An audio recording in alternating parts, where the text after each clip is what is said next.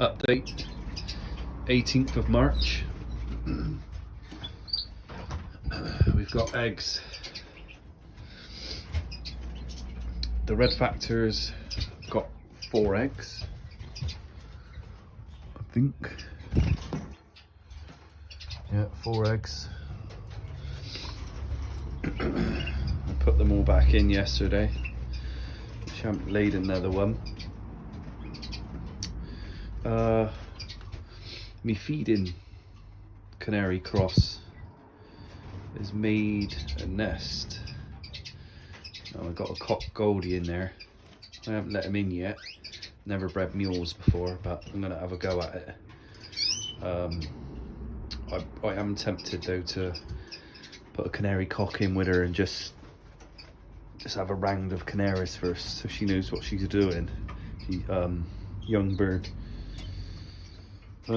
Yay gates. I have 1 egg, I think, out of cage 5. That pair. 1 egg. Green finches. I've put a couple of little nest sites in there. Still probably a little bit too early, and I might need to get a little bit more cover in there as well. I did have a bit more cover over that nest site there, but he destroyed that. But yeah, no signs yet of doing anything. Although there is little bits and pieces put in there, but it's still a bit early. So can't remember if I mentioned on the last video, but I did all the Glossers I moved on, and there's only 2 spare cockbirds in there. I thought I'd just keep hold of them just in case I was going to mule any of my greenfinch hens. Now down in that bottom flight, I've tidied that up and not put any nest sites in there yet, but I also got a trio in there.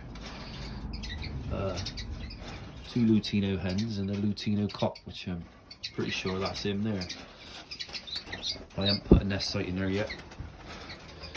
I put nest sites in here just to see if they were ready or not, but obviously they're clearly not, so I haven't put nest sites in there yet. Again, I put a nest site in my siskins, but it's probably still a bit too early for them, but there's a learning curve this season. I've not done British birds before, so we will see.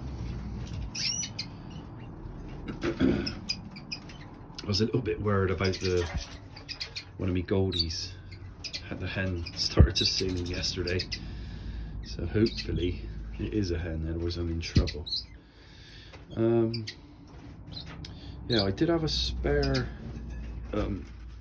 Lutino greenfinch hen, and I also had a spare Goldie cock, so put A together and see what happens. So yeah, that's where we are. Where we are at the moment. Obviously the canaries are always going to be going down first. I did hold off as long as I could because obviously I want to use them for feeders as well for the British. But we'll see. I think, like I said in the one of the previous videos, I said oh, I have got too many birds in here, I know. Obviously I got given some birds by a friend he was packing up.